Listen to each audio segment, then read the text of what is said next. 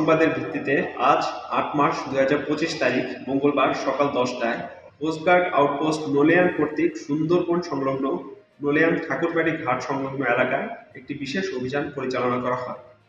অভিযানে সুন্দরবনের কুখ্যাত ডাকাত করিম শরীফের অন্যতম সহযোগী মোহাম্মদ শাহজাহান, মোহাম্মদ অনু এবং একজন অজ্ঞাত ব্যক্তি কোস্টগার্ড সদস্যদের উপস্থিতি টের পেয়ে হরিণের মাংসসহ ২টি বোট রেখে পালিয়ে যায়। পরবর্তীতে বোট দুটি তল্লাশি করে ১১০ কেজি হরিণের মাংস উদ্ধার করা হয় এবং ঘটনাস্থল থেকে একজন হরিণ শিকারীকে আটক করা হয়। আটককৃত হরিণ শিকারী মোহাম্মদ আরিফুল সারদান খুলনার দাকব থানার বাসিন্দা। জব্দকৃত হরিণের মাংস এবং আটককৃত ব্যক্তির বিরুদ্ধে পরবর্তী আইনানুগ ব্যবস্থা গ্রহণের জন্য নোলিয়ান ফরেস্ট অফিসের নিকট হস্তান্তর